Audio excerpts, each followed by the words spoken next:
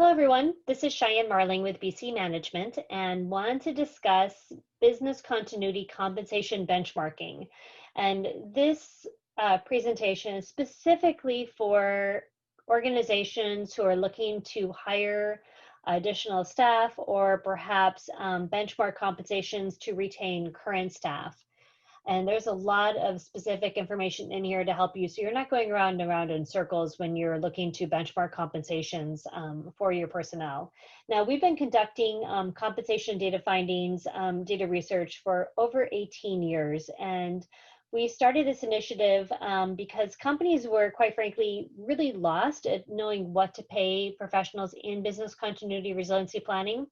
They were either viewed as very IT-centric or very program management focused. And to be quite honest, they're doing much more than that. They're having to understand the risk tolerances within the organization, understand all the intricacies, the business processes, and work across the organization from human resources, to information security, facilities, health and safety, even up to the executive management office in driving the sponsorship of the program. So obviously much more than within one specific segment within the organization.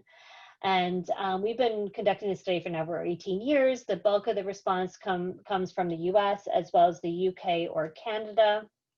The majority of the professionals are full-time permanently employed. And I should mention that the compensations that we assess and highlight within the report is base only. So obviously there's a data chart that's specific to bonus and other benefits, but when you look through all the data charts, it really highlights the base for each different factor. And the factors that we use to really assess earning potential within the study covers everything from geography, total work experience. Now, total work experience is everything that someone's done outside of education.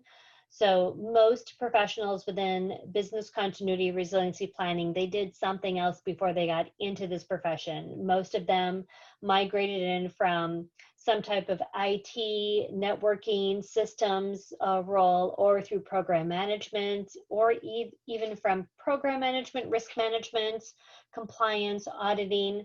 So many avenues have led to the BCM profession. The factors within the study also assess by discipline expertise. So we have over 20 disciplines that we assess within the study and for earning potential.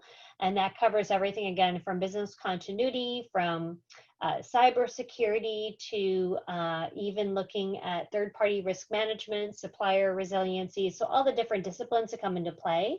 We also look at by job title, and there is a specific definition for each job title, so the study participants can appropriately respond to the one that fits best for them to help us benchmark by the job title. So everything from entry level to planner, manager, director, regional manager, global manager, and then chief head of the program. We also look at degrees and how that impacts earning potential from high school, associate, bachelor, master's, doctorate. But not only that, there are specific degrees to our profession. More and more universities are offering degree programs for business continuity resiliency planning. So we do assess by degree specific to the profession as well.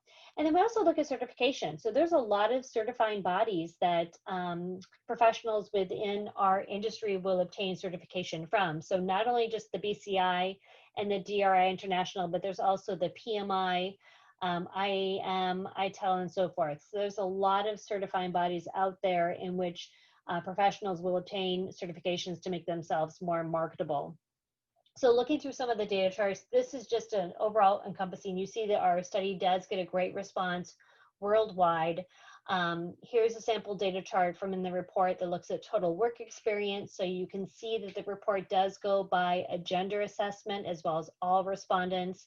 And I should also note that it's not just the compensation, but looking at the pool of candidates within each different criteria. So you can get a sense of if you're looking to hire, for example, someone with less than 1 to 3 years experience, the pool of candidates can be very small or much smaller, where the bulk of the respondents tend to be more on the more experienced side. So it's a misnomer where many hiring managers believe that they can hire someone with less experience, but truth be told, most of the individuals in the industry have more experience versus less than 5 years experience. And these are just two of the data charts from the discipline factor of assessing the compensation earning potential by discipline. We have over 20 of these data charts included within the complementary report.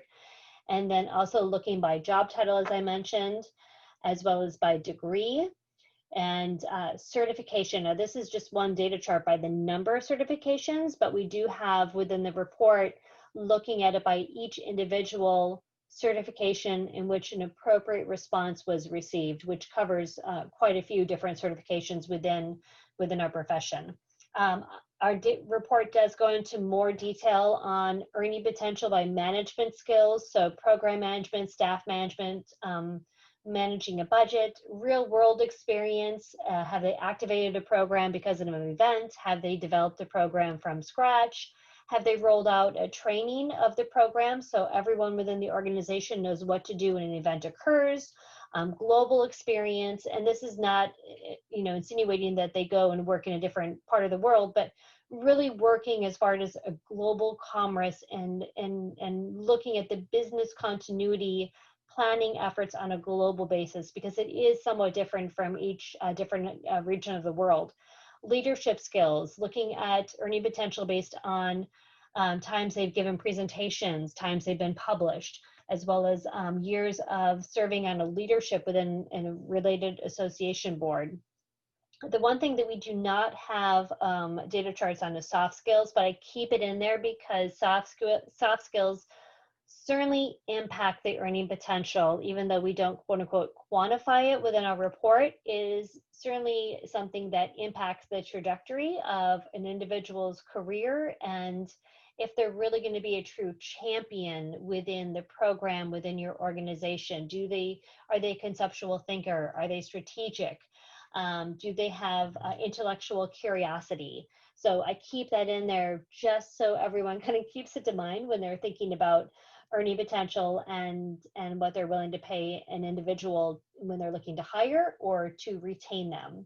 So some of the pitfalls I really want to focus on as you as an employer or company that you really need to try to avoid. I see this happen so many times where companies really fail to determine an appropriate compensation range, and human resources goes out, they do their due diligence, but it's really not a fair assessment of what the market bears. And they go through the cycle of interviewing and their offer gets turned down once, twice, 3 times, and it becomes very discouraging. So really make sure that you're determining an appropriate compensation range before you begin your recruitment campaign. As I mentioned a little bit earlier, less BCM expertise doesn't necessarily equate to a lower compensation. There are so many individuals who are in our profession who have 10 plus years work experience, but perhaps only 2-3 years in business continuity planning. So their compensations are higher than what you perhaps have budgeted for your position, because they have those tangible skills that they're bringing that may not be directly related to business continuity planning, but tangible skills of working within an organization, program management skills, budget, staff management. So they have those skills that have already brought their compensations up, but even though they have 3 years experience, your compensation may be $20,000 less than what they're looking to earn. So something to definitely consider as you look at hiring or filling a more entry-level position within your program. Understand the trends, and this is so important because I have seen a lot of trends just in the last 2, 3, 5 years. There are certain segments of the country where companies have really been really campaigning to bring people on board, and compensations have gone up incredibly fast in comparison to the cost of living. So Charlotte is a location. San Francisco is a very, very tight pool of candidates right now. So companies are falling over themselves to get candidates in that specific geography. So understanding the trends within your local market is really, really important. And do the research, get our complimentary report, consult an advisor. You want to make sure that you try to avoid these pitfalls before you go through the process and have your offer turned down time and time again. Here's some sample compensation benchmarking that I did for a few companies, and it's really, really simple to do. You just take our complimentary report and plug in the data figures of that corresponds to each specific data chart. So here's one that was by manager, so all US, regardless of gender, a base compensation for manager, 7 to 10 years, specific business continuity discipline expertise, again, across the US, regardless of gender, bachelor degree, what that data figure is, and those who are certified as a CBCP within the US, regardless of gender. And then this particular data graph, excuse me, was adjusted for Chicago, which was at the time when I did this, 23% above the national average.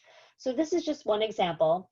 The next example is definitely has quite a bit more information to it. And you can see here that this particular client wanted by director, 2 levels of separation from executive management. This person was definitely more geared towards business continuity, had a little bit of DR IT expertise, but total work experience around 11 to 15 years, master degree, CBCP certified. They also went into some of the management skills and leadership skills as well. And this was adjusted for Philadelphia at 17% above the national average. And then the client went through and assessed what was really important to them to retain this individual on their team. So just some good samples, but it's really important that you go to our website, download and request a complimentary copy of our compensations report. I'm always more than happy to answer any questions and speak to you about what you're looking for as far as your hiring initiatives and what makes sense.